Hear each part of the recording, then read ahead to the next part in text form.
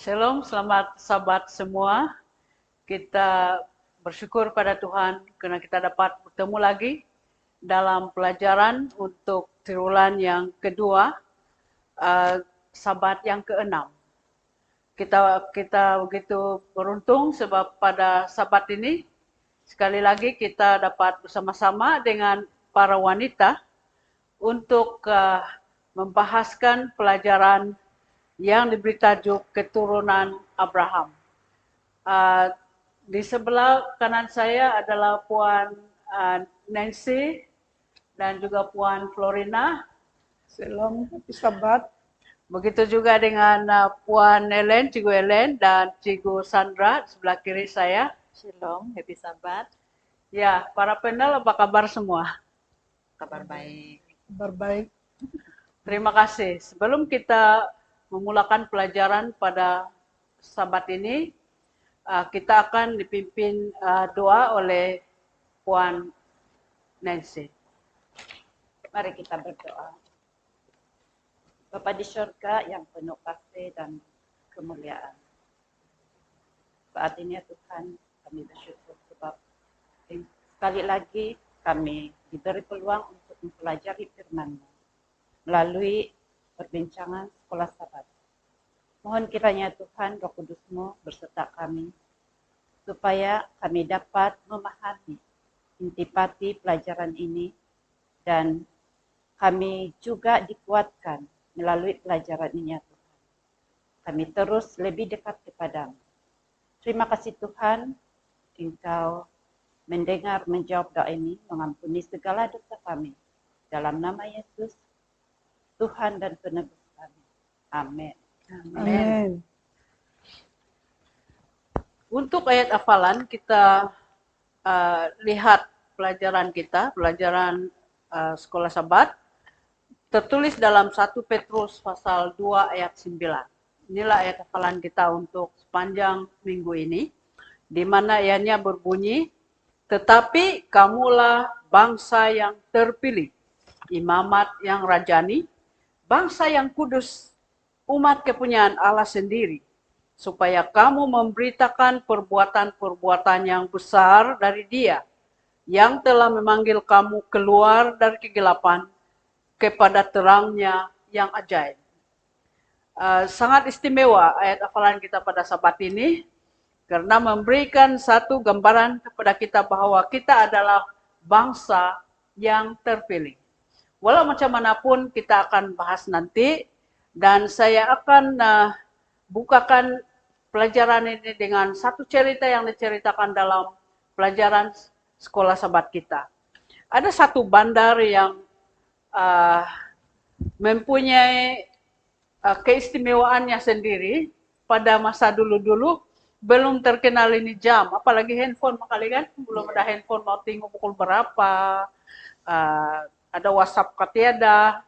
Oke, di bandar ini mereka hanya berpandu kepada jam dinding lah, jam dinding yang ada di tingkap kedai perhiasan.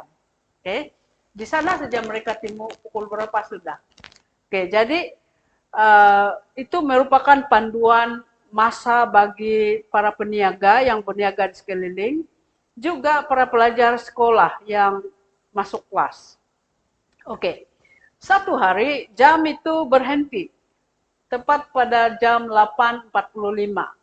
Biasanya para murid dia masuk jam 9, oke, 9 pagi. Tapi mereka nampak masih jam 8.45, mereka masih berlari-lari untuk bekejar-kejar karena masih ada banyak masa. Begitu juga dengan peniaga, mereka sangat rileks sebab mereka silik-silik itu jam, masih jam 8.45. Tapi rupanya jam itu telah berhenti. Tidak tahu habis baterai ataupun berhenti bagaimana, tapi yang dinyatakan dalam catatan sejarah, jam itu berhenti. Ya, ini cerita ini sangat terkenal karena ia merupakan panduan yang sangat orang-orang di bandar itu perlukan. Okay? Dalam pelajaran kita pada sabat ini, orang Israel ini ditempatkan mereka ini adalah bayangan seperti jam tadi. Orang Israel ditempatkan di tengah-tengah bangsa dalam tiga wilayah, tiga wilayah benua, yaitu benua Afrika, Eropa, dan juga Asia. Mereka merupakan jam spiritual, kepada tiga benua ini. Namun, mereka seperti jam tadi berhenti berdetik. Mereka berhenti berdetik. Pelajaran kita ini mengkaji adakah itu merupakan kegagalan sepenuhnya. Kita akan berfokus kepada identiti dan peranan Israel sebenar di sepanjang jalan ataupun zaman. Dalam pelajaran pertama yaitu Ahad, Puan Florina akan membahaskan di atas semua orang. Persilakan Puan. Terima kasih moderator. Sekali lagi happy Sabat kepada semua para pendengar dan para penonton. Seperti yang moderator katakan tadi, tajuk yang akan saya bahas adalah di atas semua orang atau dalam versi Indonesia keturunan istimewa pelajaran hari Ahad. Firman Tuhan dalam Ulangan 7 ayat 16 seperti berikut. Sebab engkaulah umat yang kudus bagi Tuhan Allahmu, engkaulah yang dipilih Tuhan Allahmu dari segala bangsa di atas muka bumi untuk menjadi umat kesayangannya. Melalui ayat ini jelas menyatakan bahwa bangsa Ibrani ataupun Israel telah dipilih khusus oleh Allah untuk menjadi wakil khasnya di dunia ini. Menurut sekolah Sabat kita, tidak ada perkara yang istimewa pada orang-orang Israel ini sendiri berbanding dengan bangsa-bangsa yang lain pada ketika itu. Malahan pada waktu itu bangsa lain seperti bangsa Mesir, Het, dan Kasdim mempunyai peradaban yang lebih maju daripada bangsa Israel. Dan para leluhur Israel juga tampaknya secara moral tidak lebih baik daripada orang lain. Namun, mengapa Tuhan memilih mereka? Tuhan mengasihi mereka dan memilih mereka untuk memenuhi janji-janji Tuhan. Tindakan Tuhan untuk memilih umat Israel ini adalah satu misteri yang hanya Tuhan yang dapat terangkan. Dan tindakan ini sepenuhnya adalah tindakan kasih karunia Tuhan. Apakah yang Tuhan harapkan daripada bangsa pilihannya? Ya, terdapat 3 sebab ataupun 3 yang Tuhan mau bangsa ini lakukan. Yang pertama, menurut rencana ilahi, bangsa Israel harus menjadi bangsa imamat dan rajani. Di dunia yang jahat, mereka harus menjadi raja, bermoral dan rohani, di mana mereka harus menang atas kerajaan dosa. Yang kedua, sebagai imam, mereka harus mendekati Tuhan dalam doa, pujian, dan pengorbanan. Dan yang ketiga, sebagai perantara antara Tuhan dan orang kafir. Mereka harus berfungsi sebagai pengajar, pengkhotbah, dan nabi, dan menjadi kehidupan kudus. Mereka adalah utusan surga untuk mengajar agama yang sejati. Nah, itulah kehendak Tuhan kepada bangsa Israel. Dan pada zaman modern ini, bangsa yang dipilih adalah kita sendiri sebagai Israel rohani. Dan apa yang perlu kita lakukan adalah seperti yang Tuhan sudah amanatkan kepada orang Israel, yaitu menang atas kerajaan dosa, dan kita harus mendekati Tuhan senantiasa di dalam doa, memuji Tuhan, dan pengorbanan. Dan menjadi perantaraan Tuhan kepada orang-orang yang belum mengenali Injil. Kita harus berfungsi sebagai pelayan-pelayan Tuhan yang mengajar, menjadi pengkhotbah, dan menjalani kehidupan yang kudus di dunia ini. Dan kita merupakan jam, seperti yang sudah dinyatakan oleh Moderita dalam cerita yang disampaikan tadi, kita harus menjadi jam yang menjadi contoh kehidupan bagi orang lain.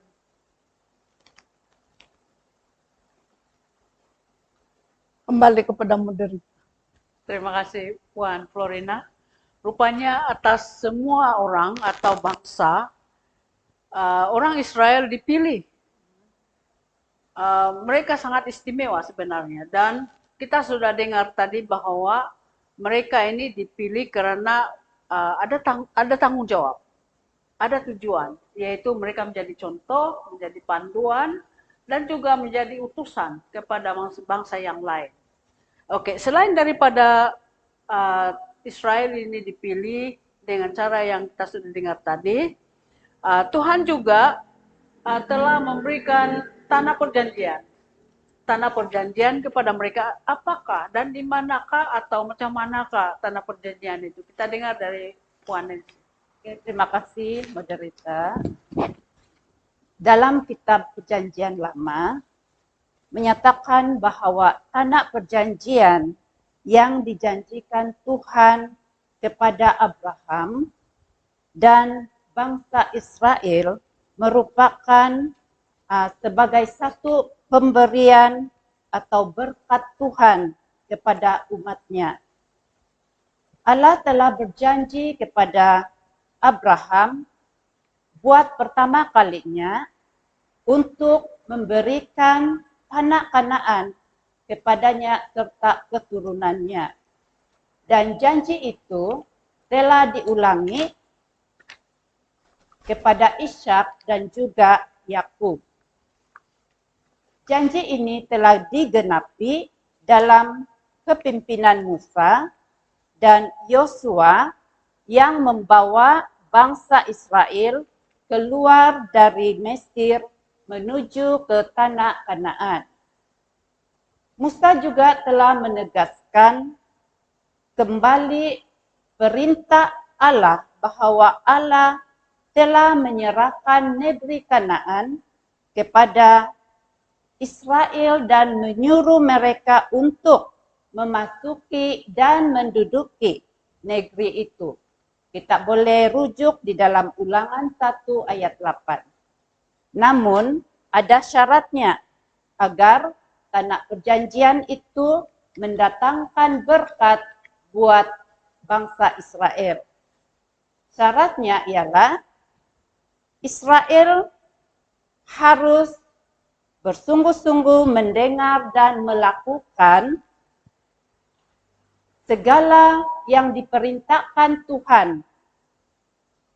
Jika Israel atau bangsa Israel tidak menurut atau mematuhi firman Tuhan, maka mereka akan menerima berkat dan sejahtera tinggal di negeri Kanaan.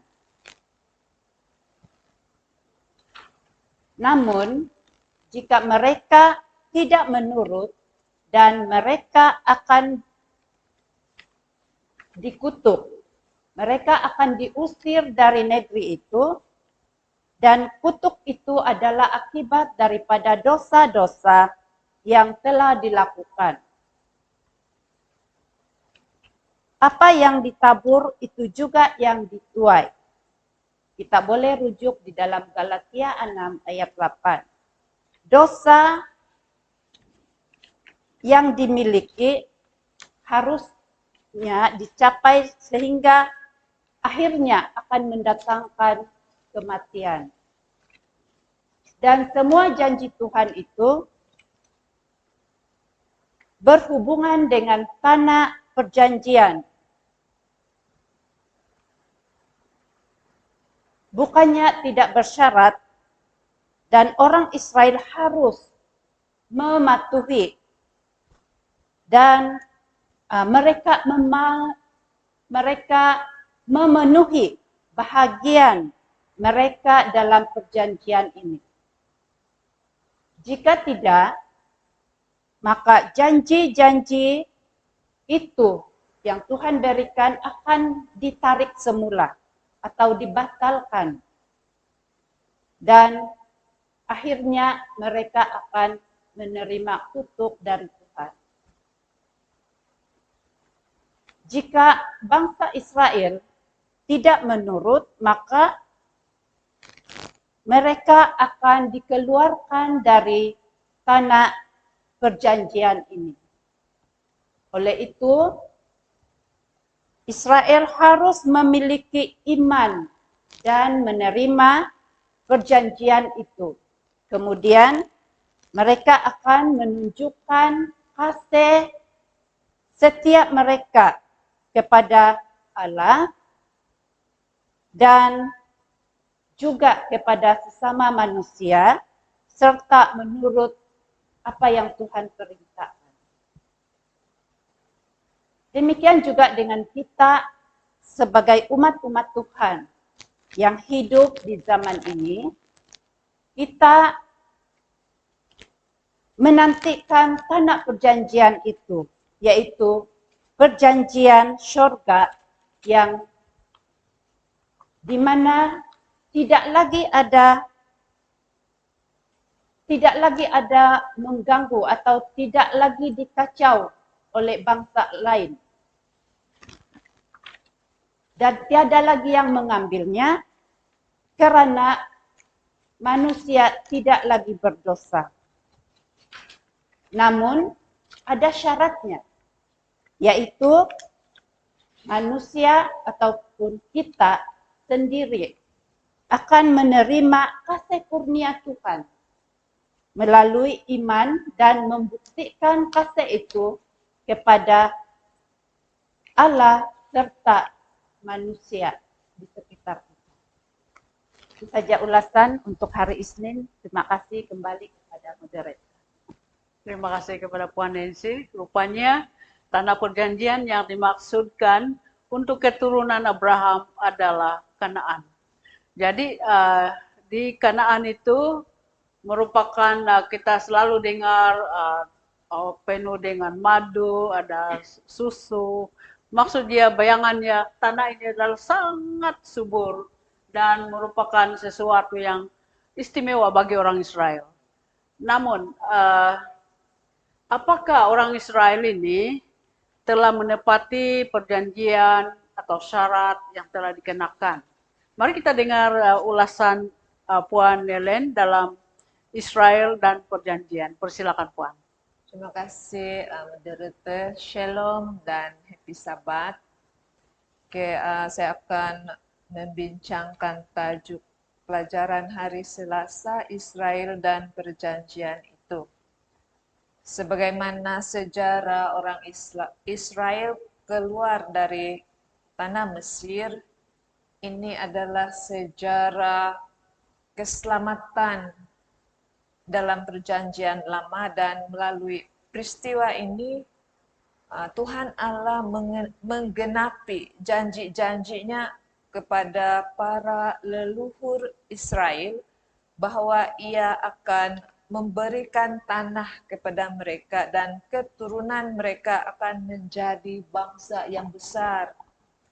Dan setelah umat Israel itu dibebaskan dari perhambaan di Mesir dengan perantaraan Nabi Musa, Allah membuat perjanjian dengan umat Israel di Gunung Sinai, di mana Allah berjanji akan selalu menjaga dan mengikuti umat pilihannya sampai ke tanah perjanjian dan sampai selama-lamanya. Dan respon dari bangsa Israel terhadap tindakan Allah itu tidak mengecewakan. Bangsa Israel sendiri berjanji untuk memenuhi kehendak Allah berdasarkan janji yang mereka putuskan, yakni bangsa Israel akan hidup sebagai bangsa pilihan Tuhan. Dan ikatan perjanjian itu dikatakan sebagai pusat dari seluruh kehidupan rohani bangsa Israel sebagai bangsa pilihan dan bangsa yang merdeka.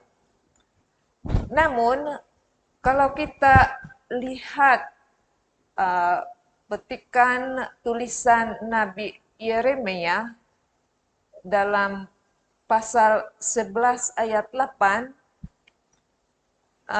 kelihatannya bangsa Israel itu lupa pada janji mereka. Mari kita baca sama-sama dalam Yeremia 11 ayat 8. Tetapi mereka tidak mau mendengarkan ataupun memperhatikannya, melainkan mereka masing-masing mengikuti kedegilan hatinya yang jahat. Maka aku telah mendatangkan ke atas mereka segala perkataan perjanjian ini yang telah kuperintahkan dipegang, tetapi mereka tidak memegangnya.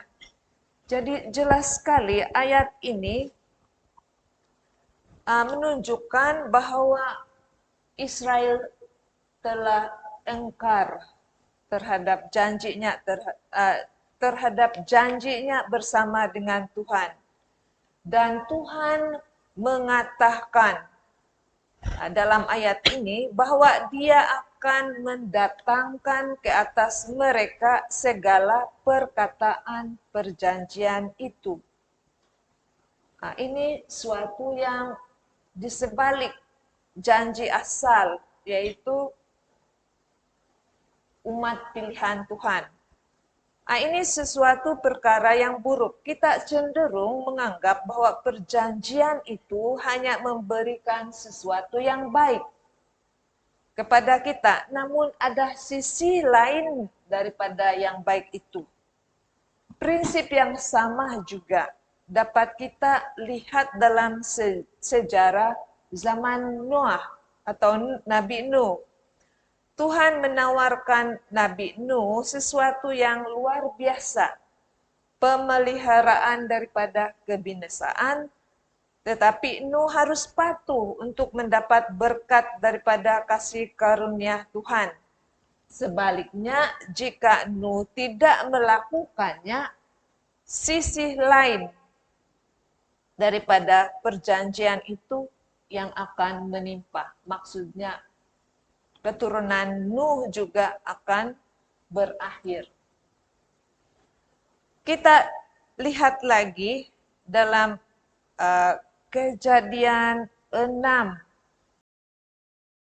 ayat 5. Saya baca di sini, ketika dilihat Tuhan bahwa kejahatan manusia besar di bumi, dan bahwa segala kecenderungan hatinya selalu membuahkan kejahatan semata-mata. Jelas di sini umat Israel sudah lupa akan janjinya yang merupakan umat pilihan. Kejahatan melebihi kebaikan, kecenderungan melakukan kejahatan ini banyak digambarkan dalam perjanjian lama, termasuklah ketidaktaatan seperti yang digambarkan sendiri oleh Raja Agung, Raja Daud dan Raja Salomo. Oke, melalui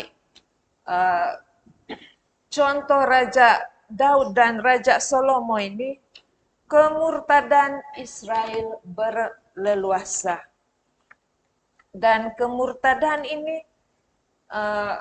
sangat dikaitkan oleh Nabi Yeremia seperti gambaran dalam sebuah perkawinan, yaitu kita boleh petik dalam ayat Yeremia 3 ayat 1 dan 20 yang berbunyi begini, gambaran mengenai kedegilan dan kemurtadan orang Israel. Mereka berkata, jika seseorang menceraikan istrinya, lalu perempuan itu pergi daripadanya dan menjadi istri orang lain, akan kembalikah laki-laki yang pertama kepada perempuan itu? Bukankah negeri itu sudah tetap cemar? Engkau telah berzina dengan banyak kekasih dan mau kembali kepadaku. Demikianlah firman Tuhan. Seperti seorang istri tidak setia terhadap temannya, demikianlah kamu tidak setia terhadap aku, hai kaum Israel. Demikianlah firman Tuhan. Jadi, gambaran dunia sebelum air bah juga banyak menyentuh tentang kemurtadan Israel berulang-ulang.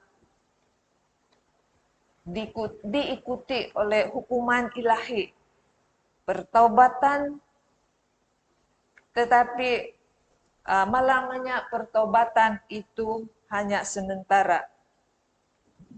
Jadi intinya di sini, kemurtadan Israel tidak berakar kepada ketidaktaatan, tetapi dalam hubungan pribadi yang terputus dengan Tuhan. Sebagai dasar janji Tuhan yang asal, yaitu akan selama-lamanya memberkati bangsa Israel. Dan hubungan yang putus itu mengakibatkan ketidaktaatan yang akhirnya membawa mereka kepada kejatuhan iman. Jadi kepada kita semua pada hari ini yang merupakan umat sisa ataupun Israel modern, bagaimanakah dengan janji kita dengan Tuhan? Adakah kita sentiasa berulang-ulang melakukan kejahatan itu dan tidak memenuhi perjanjian kita dengan Tuhan? Jadi saya pasti kita masing-masing ada jawabannya. Itu saja ulasan saya tentang pelajaran hari Selasa. Kembali kepada moderator. Terima kasih Puan Helen. Kita lihat daripada ulasan tadi bahwa orang Israel telah gagal memenuhi perjanjian dan mereka murtad. Seperti seorang istri tidak setia kepada suami, begitulah keadaan orang Israel. Jadi apakah sekarang nih orang Israel sudah dipilih tadi, keturunan Abraham ini sudah dipilih untuk menjadi utusan, untuk menjadi jam kepada bangsa-bangsa lain, untuk menjadi pemandu. Namun sekarang mereka ini sendiri telah gagal. Apakah sana saja tidak lagi sambungannya? Mari kita dengar apa yang akan disampaikan oleh Puan Sandra melalui pelajaran umat sisa. Persilakan Puan. Terima kasih Puan Moderator. Shalom, selamat hari Sabat kepada semua penonton dan juga semua pendengar pada pagi ini. Pada kali ini saya akan mengupas pelajaran pada hari Rabu yang bertajuk umat sisa. Oke, seperti mana yang kita tahu, selepas kejatuhan manusia dalam dosa, Tuhan mempunyai rencana yang agung untuk menyelamatkan umat manusia. Bahkan sebelum dunia dijadikannya, Alkitab ada mencatatkannya. Sungguh pun rencana penyelamatan ini gagal atau rosak seperti yang dinyatakan dalam buku Sekolah Sabat, di mana umat Israel kuno yang dipercayakan Tuhan untuk memikul misinya itu berlaku tidak setia ataupun murtad. Oke, namun rencana agung Tuhan tidak pernah mengecewakan manusia yang sangat memerlukan misi penyelamatan ini. Dikatakan juga dalam pelajaran Sekolah Sabat, di antara rumput rumpai, beberapa bunga masih tumbuh. Banyak nabi Perjanjian Lama berbicara tentang sisa-sisa yang setia ini yang akan dikumpulkannya oleh Tuhan kepadanya sebagai sejambak bunga yang indah. Oke. Kenyataan ini amat pasti bahwa Tuhan tidak membiarkan misi penyelamatan ini gagal. Dalam Yesaya 4 pasal 4 ayat 3, Mika pasal 4 ayat 6 hingga 7, dan juga Zefanya pasal 3 ayat 12 hingga 13. Oke, kita boleh rujuk ini dalam Alkitab. Nabi-nabi ini mencatatkan bahwa adanya umat sisa dalam kalangan umat Israel yang setia, yang tetap teguh iman mereka kepada Tuhan. Persoalan di sini ialah, apakah tujuan Tuhan mewujudkan umat sisa seperti bangsa Israel? Pelajaran Sekolah Sabat jelas menyatakan bahwa umat sisa ini digunakan sebagai alat-alat yang Tuhan menyatakan kemuliaannya dalam Yesaya 66 ayat 19. Mengatakan, kemuliaanku ada di antara bangsa-bangsa. Umat sisa inilah yang akan membawa bangsa-bangsa untuk bergabung dengan mereka untuk menyembah Tuhan. Dan hal ini juga kita boleh dapatkan dalam Zakaria pasal 14 ayat 16. Dengan arti kata yang lain, sungguh pun besar kemurtadan dan kegagalan bangsa Israel sebagai bangsa pilihan dalam menggalas misi penyelamatan yang Tuhan percayakan kepada mereka. Namun, Tuhan senantiasa memilih beberapa orang yang setia. Oke. Dalam 2 Petrus pasal 1 ayat 10 menyatakan, ringkasnya apapun kegagalan bangsa Israel, namun masih ada yang berusaha untuk menepati sebaik mungkin bahagian mereka dalam perjanjian itu, dan walaupun mungkin mereka menderita akibat ketidaksetiaan mereka kepada Tuhan, ya seperti pembuangan bangsa Israel, di Babylon 70 tahun, selama 70 tahun, dan perhambaan di Mesir selama 400 tahun. Namun apa yang berlaku?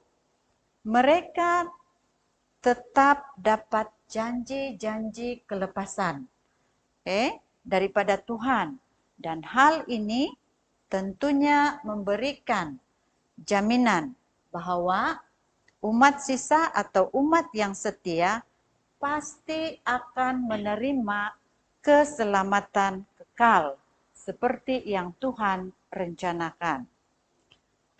Dalam Yohanes pasal 10 ayat 27 hingga 28.